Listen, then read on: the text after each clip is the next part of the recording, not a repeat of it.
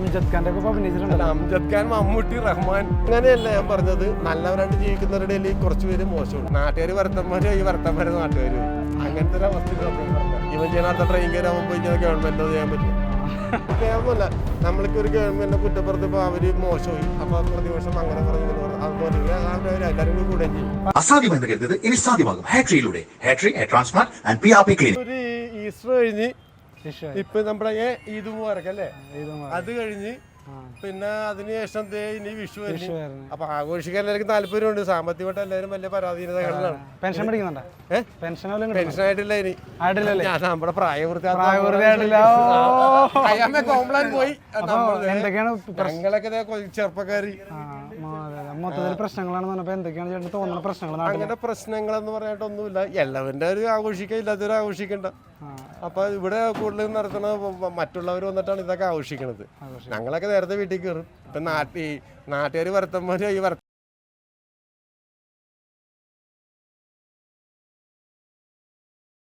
അങ്ങനെ തിരിഞ്ഞാൽ ആരെയും കാണൂല.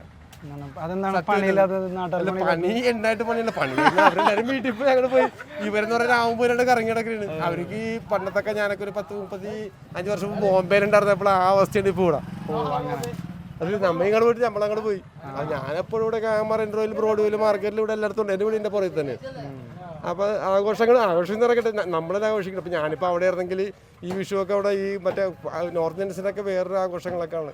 ഈ എന്താണ് മറ്റേ അതിനെ പറഞ്ഞ ഈ അവരുടെ ആഘോഷങ്ങളൊക്കെ ഈ ദീപാവലിയും അങ്ങനെ ഹോളിയൊക്കെയാണ്.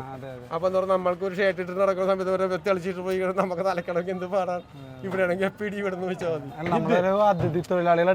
അല്ല അങ്ങനെയൊന്നുമില്ല. നമ്മളാരും അതിഥി തൊഴിലെടുത്ത് അവിടെ കാണും.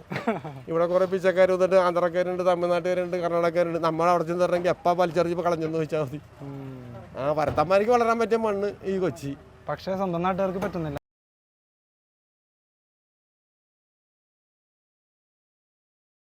നമ്മുടെ നെഞ്ചത്തോട്ട് തന്നെ കയറുകയും ചെയ്യും.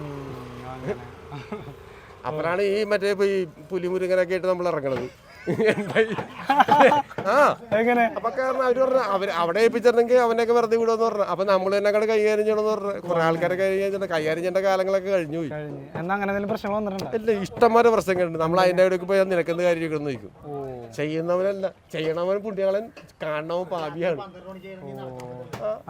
ഞാനൊക്കെ അങ്ങനത്തെ ഇപ്പൊ ഹിന്ദിക്കാരെ കാലമല്ലേ ഇപ്പൊ അവരാണ് റോഡ് ഭരിക്കുന്നത്. 12 മണിക്ക് ഇറങ്ങി കഴിഞ്ഞാൽ അവര് നമ്മളെ പഞ്ഞിക്കിട്ട് നമ്മളോട് നമ്മുടെ വീണ്ടും വാടക അവസിക്കണത് മനസ്സിലാകണ്ട. വേറൊന്നും ഉണ്ടായിട്ടല്ല ഞാൻ പറഞ്ഞത്. അപ്പൊ നമ്മള് എന്നോട് എന്താണെന്ന് ചോദിക്കൂല, ഞാൻ നിന്ന് കൊടുക്കൂല. ഞാൻ ഗവൺമെന്റിനെ കുറിച്ചൊന്നും പറഞ്ഞിട്ട് കാര്യമൊന്നുമില്ല. ഇപ്പൊ ആരും ഇപ്പൊ ഗവൺമെന്റ് എന്തെങ്കിലും ചെയ്യാന്ന് ചോദിച്ചിട്ടുണ്ടെങ്കിൽ ഇവൻ ചെയ്യുന്ന അടുത്ത ട്രെയിൻ കയറാകുമ്പോൾ പോയിക്കുന്ന ഗവൺമെന്റ് ചെയ്യാൻ പറ്റും. പിന്നെ അവരെ പിടിക്കാൻ നടക്കണവർക്ക് അതിന് വേറെ ചെലവിന് കൊടുക്കും. അത് ചിലപ്പോൾ തിരിച്ചു വരാൻ വേണ്ടി ടൈം എടുക്കും. അപ്പൊ നാട്ടുകാരെ അങ്ങോട്ട് കൈകാര്യം ചെയ്ത് കളഞ്ഞേക്കണം. കാരണം അത്രയൊക്കെ മോശമായി പോയി. സത്യമാണ്, നുണ പറഞ്ഞല്ല.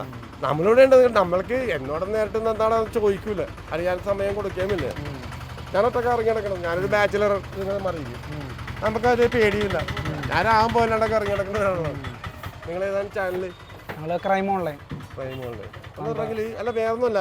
നമ്മൾക്ക് ഒരു ഗവൺമെന്റിനെ കുറ്റപ്പെടുത്തിയപ്പോൾ അവര് മോശമായി. അപ്പൊ പ്രതിപക്ഷം അങ്ങനെ പറഞ്ഞു ഇങ്ങനെ പറഞ്ഞു. അതുപോലെ എല്ലാവരും കൂടി കൂടുകയും ചെയ്യും. അങ്ങനെയല്ല ഞാൻ പറഞ്ഞത്. നല്ലവരായിട്ട് ജീവിക്കുന്നവരുടെ കുറച്ച് പേര് മോശമുണ്ട്. അപ്പൊ മൊത്തത്തിൽ ഇപ്പൊ ഞങ്ങളൊക്കെ അന്യ സംസ്ഥാനത്ത് ഇഷ്ടംമാര് ജോലി ചെയ്തിട്ടാണ്. ഒരു 1-2 പേര് ചെയ്തിട്ടുണ്ടെങ്കിൽ അത് എല്ലാവർക്കും ബാധകം.